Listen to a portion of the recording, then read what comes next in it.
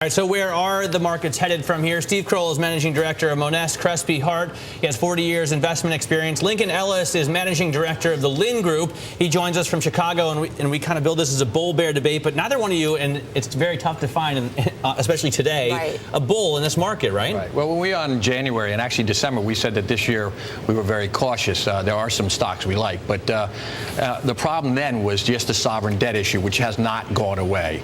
And then we've superimposed two other terrible, tragedies with the rioting in the Middle East and now the Japanese problem. So it's, as you said, I've been doing it 40 years. It's a very unclear period, and I continue to think that we're going to have a very difficult market. Probably gets to about 1,200 on the S&P before we get a buy signal. But there are areas like natural gas that I think can be bought. Because I think, forgive me, but, we track all these things. I mean, last month, I think you were saying something like stocks are still the best game in town. Right. Do you still feel that way, or selectively? Well, it's always selectively, but what we talked about, cash was giving you zero. Mm-hmm. We like corporate bonds, obviously, and we like certain stocks. And we think the natural gas stocks can do quite well because they are the savior, or do help each one of those three things that I mentioned. Right. Helps the sovereign debt issue, helps the Middle East issue, and helps the Japanese problem. And I want to talk more about nat gas, because I know, Adam, you've worked up something. But Lincoln, let's bring you into this discussion because, you've been our bear forever, it seems like. I mean, what do you make of the downward move that we're saying? There are so many things going on in this world. Do you think it's just a knee-jerk reaction, or the thought, or the beginning of something more protracted here?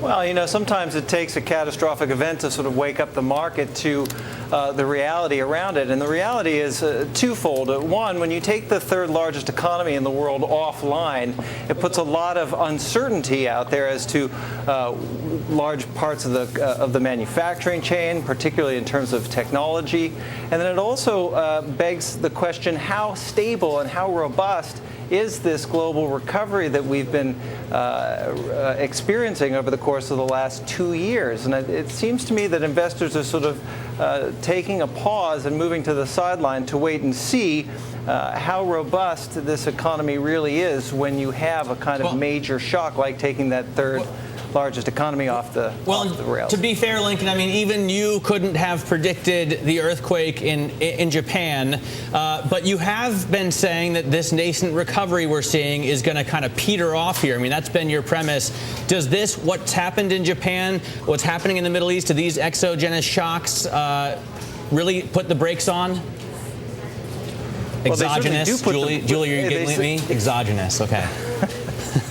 Now that we've got the English cleared up, I mean, they really do put the brakes on things, and they really put a whole set of new dynamics into play. $100 plus oil, large pieces of the manufacturing supply chain offline, China putting the brakes on there based on commodity prices.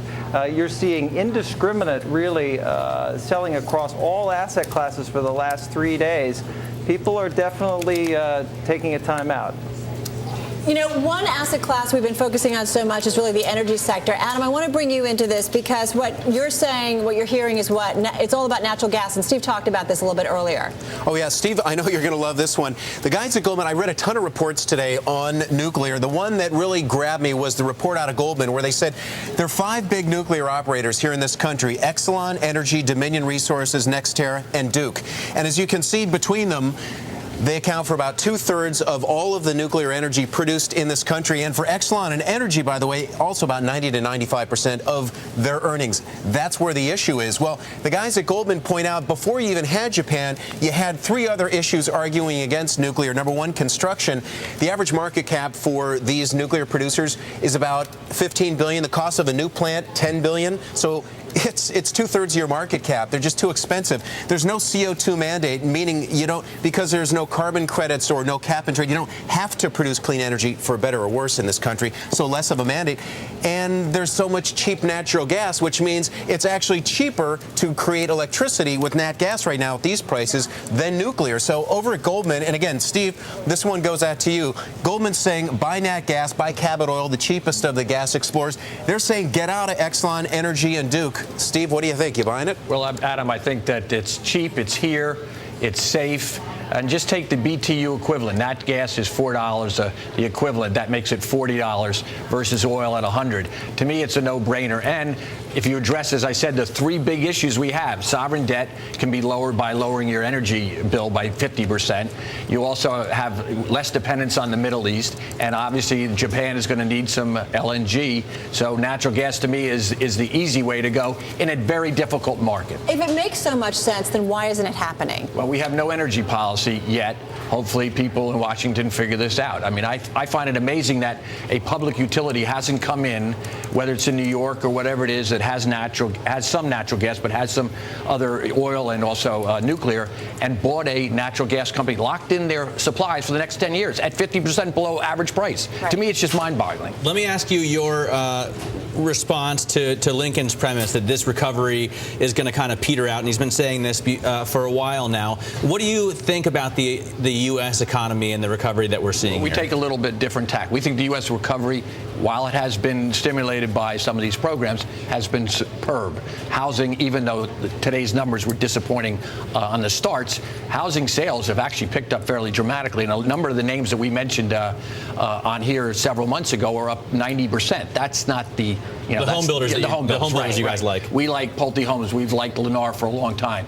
We think that when they start to exit QE2 or some of the other programs, I'd be a little bit worried about the economy slowing down. But based on these three things that have just happened, forget, they're not going to exit any program till probably 2012. So I think our economy is going to be good. I think China, even though they're slowing it down very nicely, I think they're going to pick up the slack from Japan. Japan has a short-term problem, just like what we had in 9/11. So the global economy okay? Global economies can be okay, nothing great, but we're going to get through it. Well, so Lincoln, you agree that the global economy, we will get through this and we will be okay? Or is there a lasting impact here? Of the earthquake?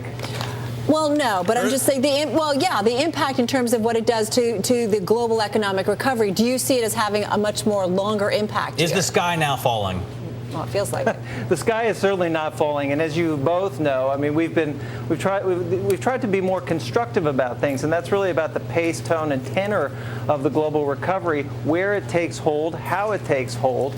I wouldn't be particularly interested in being in housing in the U.S. or anywhere for that matter, but we are interested in large multinational corporations who have very diversified businesses, who have very diversified lines of income, and who buy and sell things around the world.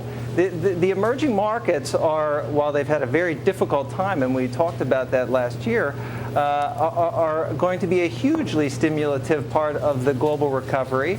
And the U.S. And different parts of Europe are very well situated to cater to them. I wonder, Julie?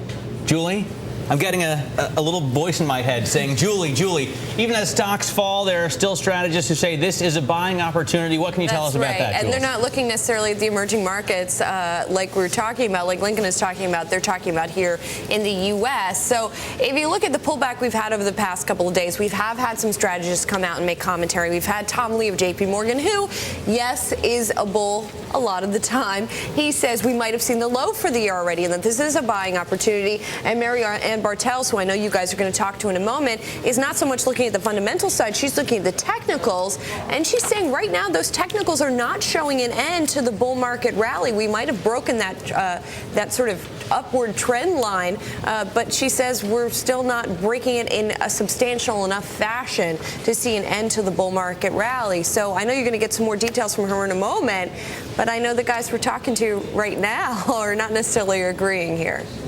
That's really not true.